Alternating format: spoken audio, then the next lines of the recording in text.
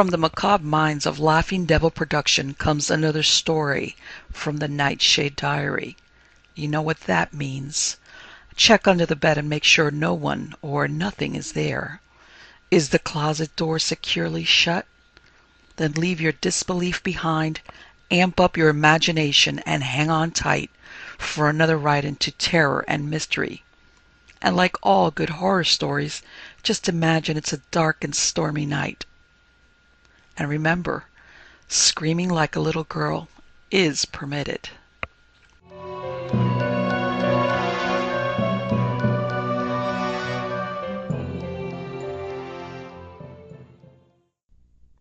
The Outsider by H.P. Lovecraft. That night the Baron dreamt of many a woe, and all his warrior guests, with shade and form of witch and demon and large coffin worm, were long he nightmared. Keats. Unhappy is he to whom the memories of childhood bring only fear and sadness. Wretched is he who looks back upon lone hours in vast and dismal chambers, with brown hangings and maddening rows of antique books, or upon odd watches in twilight groves of grotesque, gigantic, and vine-encumbered trees, that silently wave twisted branches far aloft. Such a lot the gods gave to me. To me, the dazed, the disappointed, the barren, the broken. And yet I'm strangely content, and cling desperately to those sere memories, when my mind momentarily threatens to reach beyond to the other. I know not where I was born, save that the castle was infinitely old and infinitely horrible, full of dark passages and having high ceilings where the eye could find only cobwebs and shadows. The stones in the crumbling corridors seemed always hideously damp, and there was an accursed smell everywhere, as of the piled-up corpses of dead generations. It was never light, so that I used sometimes to light candles and gaze steadily at them for relief. Nor was there any sun outdoors, since the terrible trees grew high above the topmost accessible tower. There was one black tower, which reached above the trees into the unknown outer sky, but that was partly ruined and could not be ascended save by a well-nigh impossible climb up the sheer wall, stone by stone. I must have lived in this place, but I cannot measure the time. Beings must have cared for my needs, yet I cannot recall any person except myself, or anything alive, but the noiseless rats and bats and spiders. I think that whoever nursed me must have been shockingly aged, since my first conception of a living person was that of something mockingly like myself, yet distorted, shriveled, and decaying like the castle. To me there was nothing grotesque in the bones and skeletons that strewed some of the stone crypts deep down among the foundations. I fantastically associated these things with everyday events, and thought them more natural than the colored pictures of living beings which I found in many of the moldy books. From such books I learned all that I know. No teacher urged or guided me, and I do not recall hearing any human voice in all those years, not even my own. For although I had read of speech, I had never thought to try to speak aloud. My aspect was a matter equally unthought of, for there were no mirrors in the castle, and I merely regarded myself by instinct as akin to the youthful figures I saw drawn and painted in the books. I felt conscious of youth because I remembered so little. Outside, across the putrid moat and under the dark-new trees, I would often lie and dream for hours about what I read in the books, and would longingly picture myself amidst gay crowds in the sunny world beyond the endless forest. Once I tried to escape from the forest, but as I went farther from the castle the shade grew denser, and the air more filled with brooding fear, so that I ran frantically back lest I lose my way in a labyrinth of nighted silence. So through endless twilights I dreamed and waited, though I knew not what I waited for. Then in the shadowy solitude my longing for light grew so frantic that I could rest no more, and I lifted entreating hands to the single black ruined tower that reached above the forest into the unknown outer sky. And at last I resolved to scale that tower, fall though I might, since it was better to glimpse the sky and perish than to live without ever beholding day. In the dank twilight I climbed the worn and aged stone stairs till I reached the level where they ceased, and thereafter clung perilously to a small foothold leading upward. Ghastly and terrible was that dead, stairless cylinder of rock, black, ruined, and deserted, and sinister with startled bats whose wings made no noise. But more ghastly and terrible still was the slowness of my progress, for climb as I might, the darkness overhead grew no thinner, and a new chill, as of haunted and venerable mold, assailed me. I shivered as I wondered why I did not reach the light, and would have looked down had I dared. I fancied that night had come suddenly upon me, and vainly groped with one free hand for a window embrasure, that I might peer out and above, and try to judge the height I had attained. All at once, after an infinity of awesome sightless crawling up that concave and desperate precipice, I felt my head touch a solid thing, and knew that I must have gained the roof, or at least some kind of floor. In the darkness I raised my free hand and tested the barrier, finding it stone and immovable. Then came a deadly circuit of the tower, clinging to whatever holds the slimy wall could give, till finally my testing hand found the barrier yielding, and I turned upward again, pushing the slab or door with my head as I used both hands in my fearful ascent. There was no light revealed above, and as my hands went higher I knew that my climb was for the nonce ended, since the slab was the trapdoor of an aperture leading to a level stone surface of greater circumference than the lower tower, no doubt the floor of some lofty and capacious observation chamber. I crawled through carefully, and tried to prevent the heavy slab from falling back into place, but failed in the latter attempt.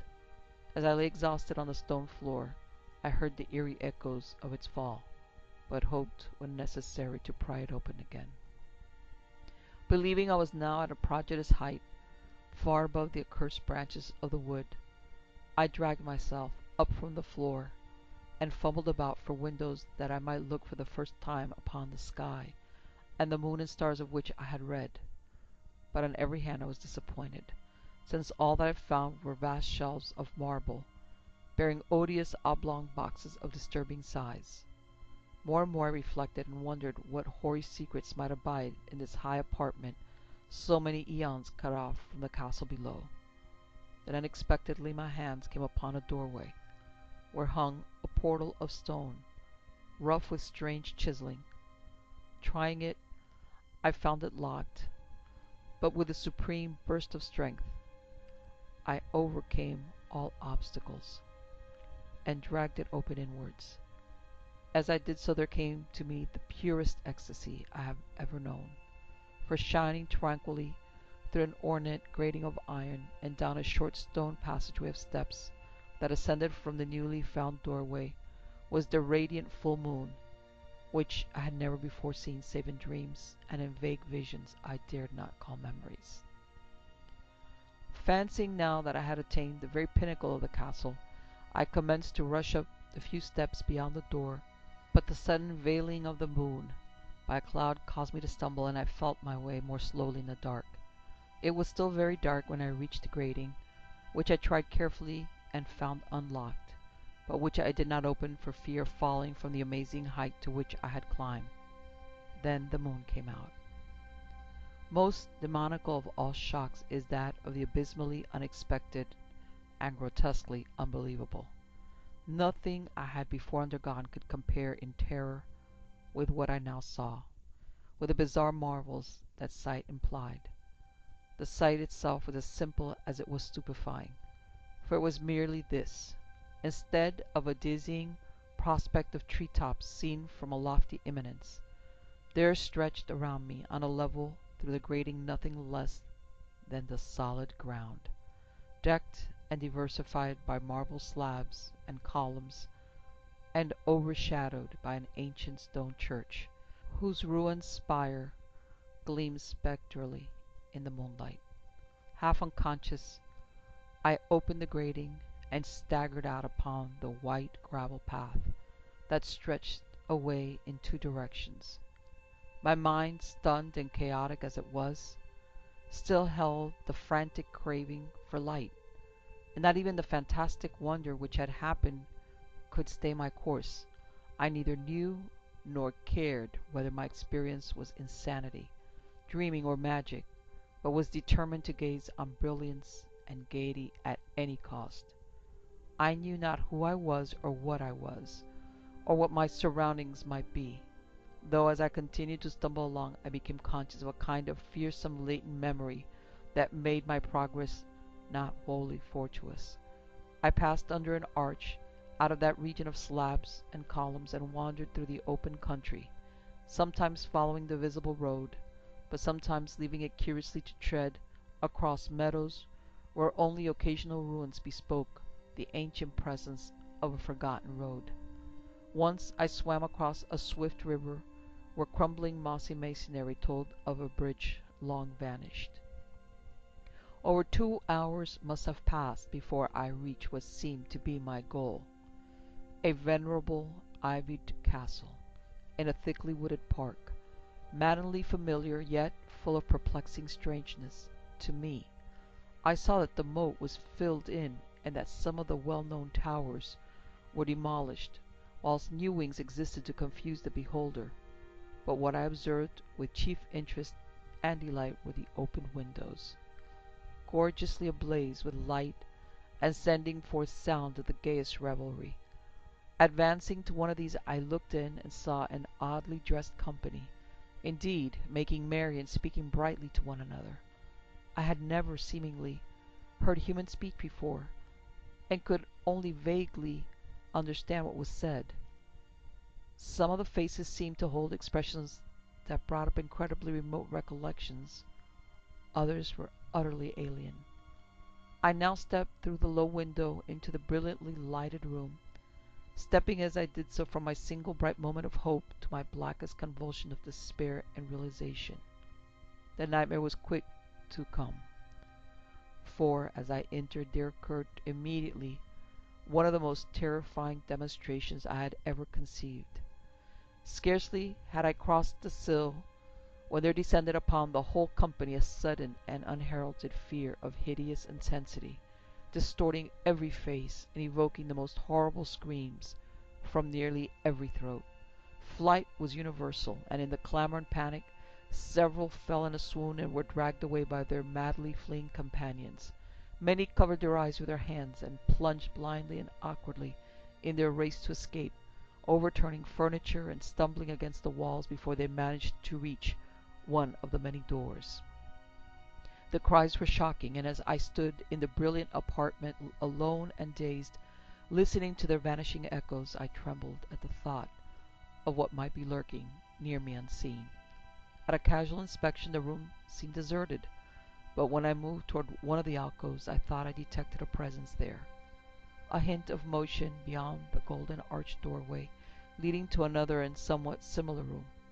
As I approached the arch I began to perceive the presence more clearly, and then with the first and last sound I ever uttered, a ghastly undulation that revolted me almost as poignantly as its noxious cause, I beheld in full, frightful vividness the inconceivable, indescribable, and unmentionable monstrosity which had by its simple appearance changed a merry company to a herd of delirious fugitives.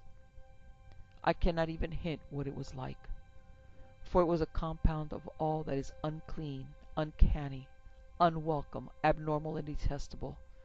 It was the ghoulish shade of decay, antiquity, and desolation, the putrid dripping eidolon of unwholesome revelations, the awful bearing of that which the merciful earth should always hide. God knows it was not of this world, or no longer of this world.